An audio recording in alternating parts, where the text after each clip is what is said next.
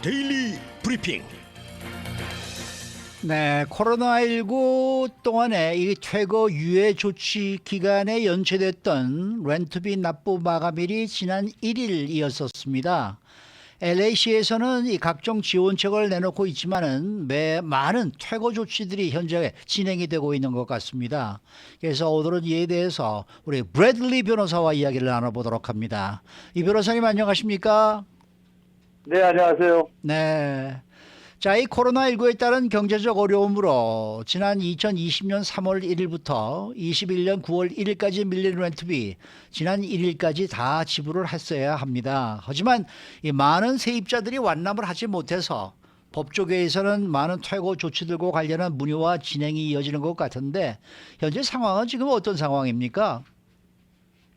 네, 맞습니다. 현재 상황은 많이 이제 혼란들을 좀 갖고 있는 상황이고요. 네. 그 혼란이 있는 상황은 8월 1일까지 다 지불했어야 하는 거는 이제 LA City 오디넌스에 따라 가지고 LA 하우싱 디파트먼트에 의한 LA 시에 있는 이 렌터 홈들은 그렇게까지 적용이 됐는데요. 네. 지금 주법하고 카운티법하고 LA시 법하고 또 다른 뭐 LA 카운티에는 여러 가지의 이제 또 도시들이 있지 않습니까?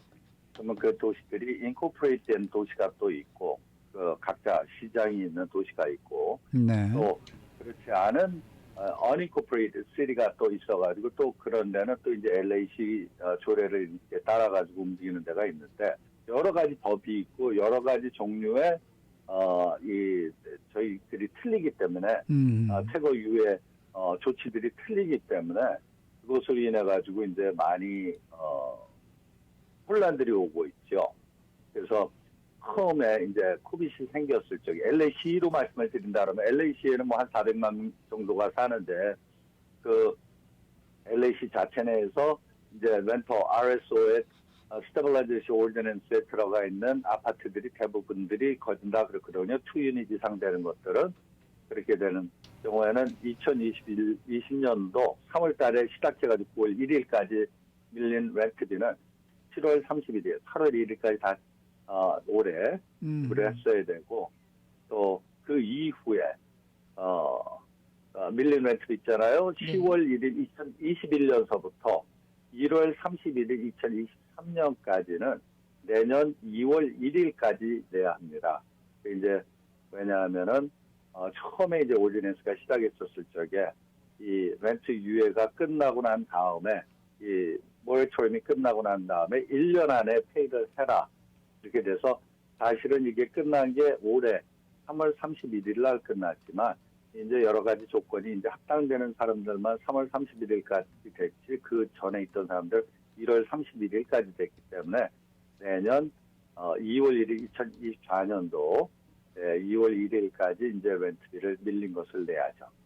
그거 다시 한 번만 정리해 주시겠어요? 왜냐하면 헷갈립니다. 네. 2021년 9월 1일까지 밀린 렌트비는 지난 8월 1일까지 지불을 했어야 됐고요.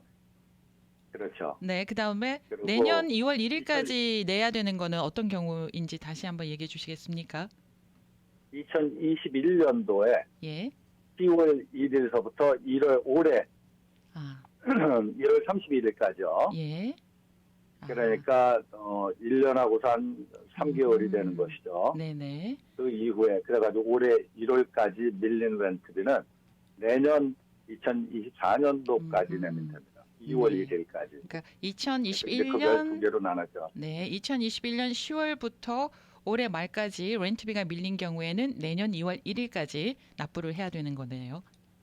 아니요, 올해 말이 아니라 올해 1월 달까지요. 올해 1월 달. 올해 1월 달까지. 그렇죠. 네네네. 그렇죠. 1월 31일까지. 네네. 그리고 왜냐면 4월 1일서부터는 무조건 렌트비를 내야 됩니다. 네네네. 렌트비 안 내면은 바로 이제 해고 소송이 들어갈 수가 있죠. 예. 자, 그런데 LA시에서는요 구제책을 내놓고는 있습니다. 많은 그 세입자를 구제하기에는 역부족인 듯해요. 이거 어떻게 우리가 받아들여야 될까요?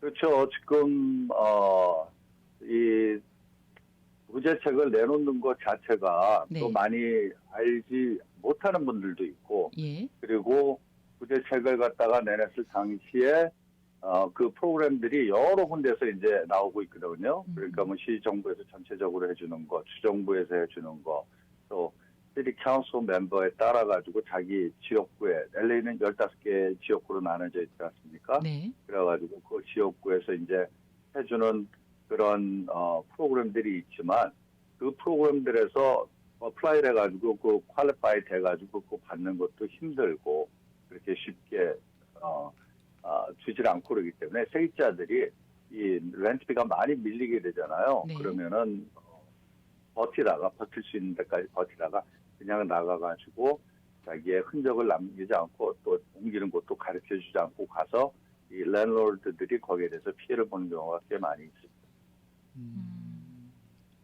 아니 그렇다면은 지금 현 상황에서 세입자들이 짚어야 할 점들은 어떤 것들이 있습니까? 세입자들은 본인의 이제 렌트비를 낼 수 있을까, 내지 못할까 그런 거를 갖다가 좀 잘 파악을 하셔야 되고요. 여태까지 밀린 돈이 얼마인가를 잘 파악을 하셔가지고 계획을 좀 세우셔가지고 이 계획이 본인들이 렌트비를 낼 수 있는 능력이 될까? 왜냐하면은 모든 것이 지금 아까 말씀드렸던 대로 처음서부터 작년까지 있던 건 이제 7월 달까지 다 페이를 했어야 되고 지금 또 21년 10월 달서부터 올해까지 또 밀린 것들이 있지 않습니까? 네. 그럼 내년 2월 1일까지 페이를 해야 되는데 지난 것들이 밀리고 있다 그러면은 그거를 갖다가 내가 낼 능력이 되나 안 되나를 일단은 봐야죠.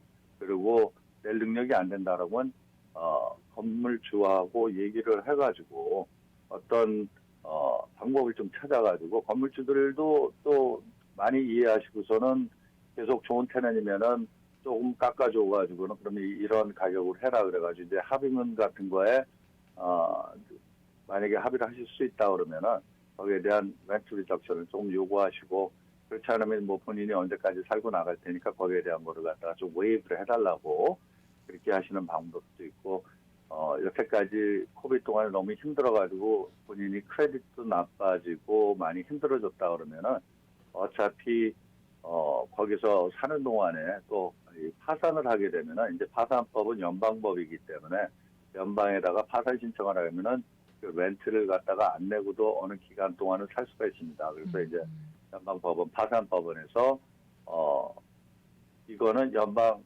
본인의 이 개인 인권 보호하는 거하고는 큰 상관이 없는 거니까 거기다 또 그 밸런싱 테스트를 본다면 랜드로드는 이 테너트들이 렌트비를 내지 않으면은 이분들도 고생하시지 않습니까? 네. 또 뺏기고 아파트도 뺏기고 모기지 패면 해야 되니까요. 네. 그렇기 때문에 본인이 저희가 안 된다 그러면은 미리 계획을 하셔가지고 어떤 뭐 법적인 전문가하고 의논을 해가지고 본인의 앞으로 갈 길을 갖다가 좀 정리를 하신다든가 그래가지고 다시 살아나야 될 거 아니에요. 네. 다시 이제 또 계획을 해가지고요.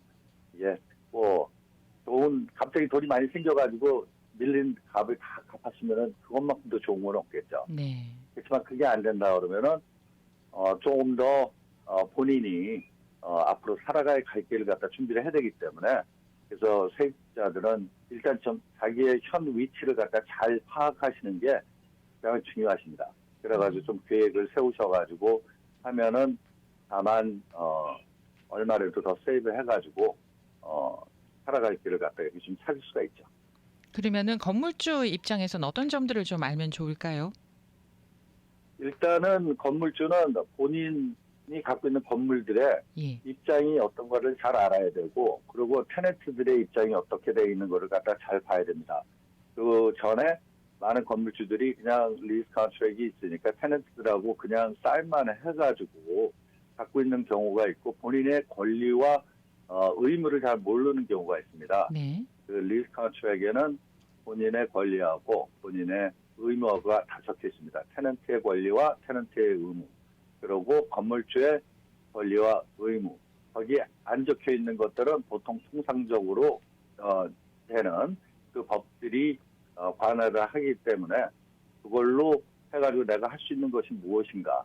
그리고 테넌트들이 밀린 렌트비가 점점 많아지잖아요. 네. 그렇게 되면은 그거를 낼 수 있는 상태는 거진 더 어렵다고 보시면 됩니다. 테너트들은 왜냐하면은 거기 테너트에 사시는 분들이 돈이 많으신 분들 같으면은 뭐 남의 집에서 테너트 살 일 없을 거 아니에요. 네. 자기 건물 갖고 있죠. 그런데 일단은 테너트들이 힘든 상태에서 계속 빚이 늘어나고 그러면은 테너트하고 연락을 해가지고 대화를 하는 게 중요하죠. 근데 테너트가 대화도 안 하고 그 자리를 갖다가 피하고 그런다 그러면은 그 다음에 아무래도 그냥 렌트비를 안 내고 나중에 최후의 수단을 써가지고는 본인이 보호하는 방법이라든가 그런 방법으로 지원을 할 수 있는 확률이 크니까 건물주들은 이렇게 렌트비가 지연이 되고 페이가 안 되고 그럴 적에는 본인들이 권리를 좀 찾아가지고 권리를 빨리 대체하시는 게 대응을 하시는 것이 본인을 갖다 이제 보호할 수 있는 방법이죠. 네. 거기다 요즘은 이제 네. 얘기하십시오. 말씀하세요. 예, 예. 네, 네. 죄송합니다. 네, 괜찮습니다. 얘기하십시오. 네. 최고 소송이 요즘 같은 경우에는 LA 법원에서도 민사법원은 거진 다 최고를 합니다. 옛날에 이제 4개, 5개 디파트먼을 해가지고 그 법원들만 최고 소송에 대해서 했는데 요즘은 너무 많기 때문에 케이스들이 네. 그렇기 때문에 판사님들은 민사법원에 있는 판사님들은 거진 다 이 최고 소송을 갖다가 하는데요. 옛날에는 이제 그 서머리 프로시딩이라고 그래가지고 이게 45일 안에 재판까지 원래 가게끔 그 시스템이 돼 있었거든요. 예. 그런데 다른 것들이 이제 2년 안에 보통 가게끔 시스템이 돼 있고요. 재판 날짜가. 그런데 그러면 45일 안에 재판 날짜를 잡는 데는 거 거진 불가능하고요. 그렇기 때문에 이 비용도 많이 들어가고 또 이 세입자들을 갖다가 바깥으로 내보내는 걸 갖다가 판사님들이 그렇게 많이 사인을 해주시는 단계는 아니에요. 왜냐하면은 지금 홈레스 이슈가 굉장히 크잖아요. 네. 근데 이분들이 쫓겨나면은 이거는 집이잖아요. 그러니까 여기서 쫓겨나면은 집이 없어진다는 것이거든요. 그래서 홈레스가 될 확률들이 또 크잖아요. 예. 그렇기 때문에 판사님들도 이 세입자들을 쫓아내는 거를 갖다가 굉장히 좀 부담스럽게 생각들을 하시죠. 아하. 그러면은 건물주 입장에서 퇴고 소송까지 가고 하는 것도 그게 아주 힘든 일 가운데 하나겠습니다. 그렇게 가는 것보다는 차라리 세입자하고 잘 얘기를 해가지고 내야 되는 렌트비를 좀 더 조정을 하거나 이 편이 좀 낫겠다라는 생각도 드네요. 그렇죠. 만약에 얘기가 돼가지고 그러면은 얼마를 더 있다가 나가겠느냐. 어차피 소송을 한다 하더라도 뭐 2, 3개월 안에 쫓아내기는 힘드니까. 네. 그리고 나중에 그분들한테 돈을 받는 데는 보증도 거진 없거든요. 네. 그러니까 좀 낮춰주고 그리고 날짜를 정해가지고 그래가지고 언제 나가는 걸로 그런 합의문을 한다고 그러면은 합의문에다 대신 이제 사인을 받아 놓으면은 나중에 그 소송을 할 적에 그 합의문 갖고 소송을 하니까 재판 자체에 대한 들어가는 비용이 조금 더 적게 들 수가 있죠. 네. 이제 가장 좋은 방법은 unlawful detainer를 파일을 하고 그다음에 이제 이거는 이제 변호사들이 하는 방법 중에 하나지만 예. 그러면은 이제 stipulation friendship judgment이라고 해서 양쪽이 대답을 해가지고는 거기다 사인을 받아놓고 있으면은 그때 뭐 3개월 뒤나 그때 가가지고 만약에 나가지 않았을 경우에는 expiry notice라고 해서 24시간의 노리스를 주고 상대방한테 네. 법원에서 그걸 네네. 판결문으로 만드는 그런 합의문을 갖다 작성을 해놓은다 그러면은 네. 그러면은 나중에 가서 재판 가서 들어가는 비용이 뭐 만불 그렇게 들어간다 그러는데 그런 비용을 갖다가 알겠습니다. 낼 수가 있고 지금 단 뭐 1,000불, 2,000불에 그걸 갖다 합의가 된다고 그랬을 경우. 네네, 알겠습니다. 네네. 네. 오늘 말씀 잘 들었습니다. 네네, 감사합니다. 네, 감사합니다. 지금까지 브래들리 변호사와 함께했습니다.